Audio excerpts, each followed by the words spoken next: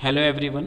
आज हम लोग कॉर्पोरेट अकाउंटिंग के क्वेश्चन नंबर 5 मैनेजरियल रेमुनरेशंस पे डिस्कस कर रहे हैं।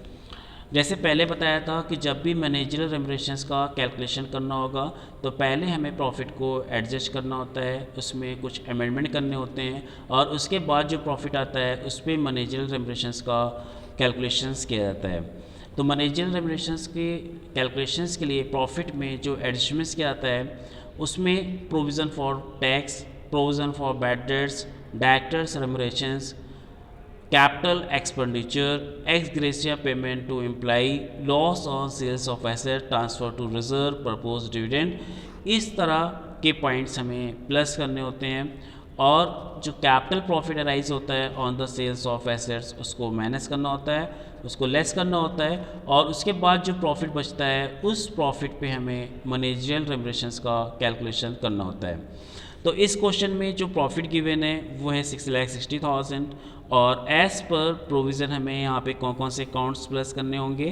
कैपिटल एक्सपेंडिचर प्लस करना होगा, प्रोविज़न फॉर टैक्सेशन प्लस करना होगा, ex gratia payment to employ plus करना होगा, loss on sales of assets plus करना होगा और एक जो profit on sales of investment given है उसको हमें लेस करना होगा।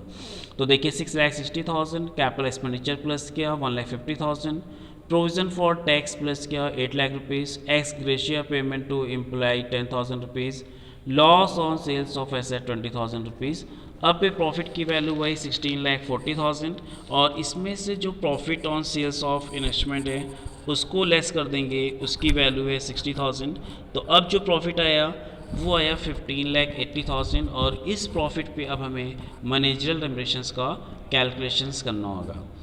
Maximum remuneration payable to part time directors, जब कोई कंपनी में whole time directors, full time director या मैनेजर्स होते हैं तो पार्ट टाइम डायरेक्टर्स को हम मैक्सिमम 1% का पेमेंट कर सकते हैं। तो 15,80,000 का 1% कैलकुलेट कर लिया 15,800 और मैनेजर को पेमेंट मैक्सिमम 5% हो सकता है। तो 15,80,000 का 5% 79,000। तो पहले प्रॉफिट का कैलकुलेशंस किया जाएगा और उसके बाद फिर मैक्सिमम रेमुनरेशंस का कैलकुलेशंस किया जाएगा as per provision of company act. तो आई थिंक ये क्वेश्चंस आपको अच्छे से क्लियर हो गया होगा किस तरह से सॉल्व करना है।